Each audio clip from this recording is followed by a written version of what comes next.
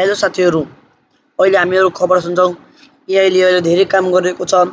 अब एआईले यस्तै काम गर्यो भने अलिकता अनइम्प्लोयमेन्ट बढ्ने सम्भावना छ, किनकि धेरै नोकरीहरू एआई नै गर्नेछ। चाहे त्यो प्रोग्रामिङको कोडिङको केसमा, चाहे त्यो अन्य केसमा होस्, एडिटिङको केसमा होस्, सबै अहिले एआई नै गरिरहेको छ। तर हामीले डराउनु पर्दैन, किनकि एउटा जब छ भरपर्दो, त्यो हो प्रम्प्ट इन्जिनियरिङ। प्रम्प्ट इन्जिनियरिङ भनेको एआईलाई चाहिँ प्रम्प्ट क्वेसन दिनु र त्यसको आधारमा आउटपुट पाउनु। अब जस्तै म यसलाई एउटा प्रम्प्ट दिन्छु, एउटा क्वेसन दिन्छु, त्यसलाई प्रम्प्ट भन्छौँ। अब यो नलेखेर sum of any two numbers in पाइथनमा दुईटा नम्बरको सम, यसले हामीलाई सिधै नै पुरै कोड दियो। अब म लेख्नु in simple and easy way. अब मैले यसलाई भने इन सिम्पल र इजी वेमा दियो भनेर यसले के गर्यो, त्यहाँको मेसेजलाई हटाएर कमेन्ट सानो गरायो। अब यो कमेन्ट त नलेख्दा पनि हुन्छ, यो जुन ह्यासट्यागवाला छ, तर यो चाहिँ अलिकति घटाएर दियो। यसरी अब मलाई धेरै नै यो पाइथन नभएर सीमा चाहियो, म इन सी लेख्छु। त्यो आफै नै बुझिहाल्छ कि सी प्रोग्रामिङमा हो भनेर, र हामीलाई पुरै कोड ल्याएर आउँछ त्यो। अब यस्तै गरी मलाई त्यो जाभा स्क्रिप्टमा चाहियो अथवा अन्यमा चाहियो भने म त्यसलाई त्यो नै दिनेछु र त्यो ल्याएर आउनेछ। जस्तै हेर्न सक्नुहुन्छ, यसले पुरै ल्याएर आयो। यसरी हजुर चाहिने प्रम्प्ट गरिदिन सक्नुहुन्छ। कसलाई भन्दा एआईलाई अथवा च्याट जीपीटीलाई। अब यो तपाईँ हाम्रो अलिकति सिम्पल वाला। अब म बनाउने छु एउटा टिक ट्याक टोय गेम, अथवा त्यसपछि रक पेपर सिजर। पहिला टिक टक टोय बनाउने छु। अब म यसलाई भनेछु मेकिङ टिक ट्याक टोय गेम। पहिला गेम मात्रै हान्नेछु, त्यसपछि म एकछिनमा वेबसाइट पनि हान्नेछु। अब हेर्नुहोस्, यसले हाम्रो लागि वेबसाइट बनायो बनाएन। अब म स्टप जेनेरेटिङ गरेर इन वेबसाइट, अथवा हामी सिधै मेकिङ टिक ट्याक टोय गेम वेबसाइट पनि भन्न सक्छौँ। अब त्यो प्रम्प्ट कसरी दिने त्यो हजुरको आधारमा हो। अब चाहिँ हेर्न सक्छौँ, यो चाहिँ हाम्रो लागि पुरै कोड लेखिरहेको छ, सीएसएस को पनि। अब जावा पनि लेख्छ। अब म यसलाई सबैलाई अलग अलग पाना भनेर एउटैमै भन्दैछु। अब ठ्याक्क रोकिन्छ। म यसलाई फेरि प्रम्प्ट गर्छु, क्वेसन दिन्छु इन वान पेज भने। अब यसले यो जाभा स्क्रिप्ट एड गरिरहेको छ यसमा। यति भयो भने हामी यसलाई कपी गर्नेछौँ, यहाँ गएर कपी कोड गर्ने, यहाँ गएर एउटा नयाँ टेक्स्ट फाइल बनाउने, पेस्ट गर्ने। यसलाई रन गर्दा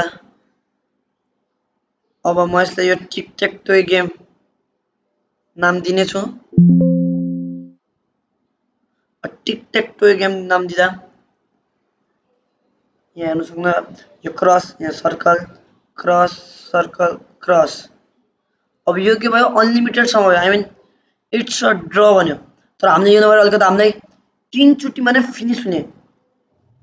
अब हामी त्यसलाई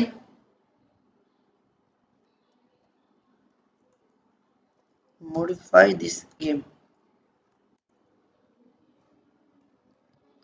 अब हेर्न सक्नुहुन्छ, हामीले यसको मोडिफाई भर्जन पाइन्छ। अब हेर्न सक्नुहुन्छ, यो फेरि नै त्यो नलिका बेटर कोडलाई अहिले लेखिरहेको छ, राइट गरिरहेको छ। Because I say or I prompt to the ChatGPT to modify this website. त्यसैले यो अलिकति मोडिफाई वाला कोड ल्याइरहेको छ। अब हामी हेर्न सक्छौँ, म अब त्यो अघिकोलाई डिलिट गरेर यसलाई कपी कोड गर्नेछु। अब जस्तै अब म यसलाई कपी कोड गरेँ, यहाँ गएर यसलाई चाहिँ डिलिट गरेँ, यसलाई पेस्ट गरेँ र यसलाई रन गरेँ। अब मैले यसलाई रन गर्छु भने अब यहाँ क्रस सर्कल, अब यहाँ म फेरि cross circle cross player x win भन्यो र हामी अझ एक्स्ट्रा दाबी सक्न लागेको छैनौँ किनकि रियलमा यस्तै हो नि त यसले रियल गेम भने अब यता रिस्टार्टको बटन हजुर देख्न सक्नुहुन्छ यसमा दाब्यो भने फेरि रिस्टार्ट हुन्छ क्रस हजुर यसरी 2-3 जना मिलेर पनि खेल्न सक्नुहुन्छ प्लेयर एक्स विन भन्यो अब यो रिस्टार्ट गर्दा कस्तो हुन्छ अब जस्तै म यसलाई फेरि रिस्टार्ट गर्न भन्दैछु अब जस्तै यो एकछिनमा चाहिँ रिस्टार्ट गर्नेछ इट्स अ ड्र भन्यो के भन्यो इट्स अ ड्र किनकि कहिले जितेन अब यसरी चाहिँ नि यो गरिदिन सक्छ अब म यसरी चाहिँ नि अब हजुर 4x4 5x5 पनि अब टिकटक टोय गेम गराउन सक्नुहुन्छ अब यसरी हजुर म यसलाई भन्दैछु simple introduction website and also add another website inside it अब मैले यसलाई वेबसाइट मागेको छु जसको भित्र कि अलिकता अर्को पनि वेबसाइट एड गर्ने अब जस्तै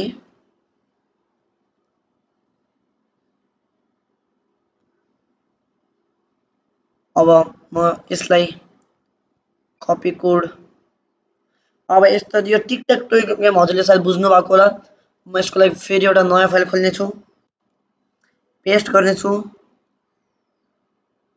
रन गर्दा इन्ट्रो यसको नाम राख्ने छु म यसलाई पनि माइक्रोसफ्ट एजबाट खोल्ने छु अब हेर्न सक्नुहुन्छ यसले मेरो लागि एउटा इन्ट्रोडक्सन वेबसाइट बनायो welcome to my introduction website get to know me and explore interesting content about me hello I am John Doe अब यता हजुर म अब आफ्नो नाम राख्छु hello I am Ayushman Thakula I am passionate web developer my hobby is अब यता तल एक्सप्लोर डोमेन मोर इन्फर्मेसन पनि भन्यो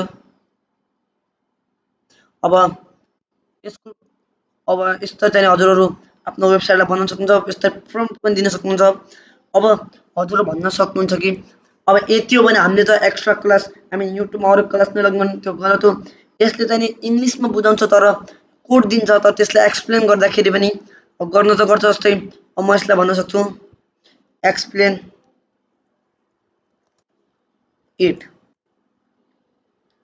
अब यसले एक्सप्लेन गर्यो अब यसले पालै पालो कोडलाई के गर्छ ब्रेक गर्छ यो भनेको एचटीएमएल स्ट्रक्चर भन्यो सीएसएस स्टाइलिङ हेडर मेन अब यो यसरी यहाँ थुप्रै लेख्छ अझ बुझ्नु भएन अझ अझ पोइन्ट नम्बर यति जस्तै एक्सप्लेनेसन कस्टमाइजेसन भन्न सक्नुहुन्छ एक्सप्लेन कस्टमाइजेसन अथवा एक्सप्लेन माई हबी सेक्सन यस्तो चाहिँ एक्सप्लेन गर्न सक्नुहुन्छ तर पाइथनको केसमा अथवा वेबसाइटको केसमा त्यसले हामीले दिएको प्रम्प्टका आधारमा त्यसले आउटपुट निकाल्छ यदि हजुरले बुझ्नु भएको छैन भने म यस्तै खालको भिडियोहरू यो आफ्नो च्यानलमा अपलोड गरिरहेको हुन्छु र यस्तै भिडियो यदि हजुरलाई मन पर्छ यदि फेरि हजुरलाई अथवा प्रोग्रामिङ वेबसाइटतिर इन्ट्रेस्टिङ छ भने एआई नयाँ नयाँ एआईको बारेमा जानकारी गर्नु छ भने हाम्रो च्यानल सब्सक्राइब गर्नु होला किनकि म डेली नत्र one day one video in a week म डेली अपलोड गरिरहेको हुन्छु thanks for watching and subscribe for more videos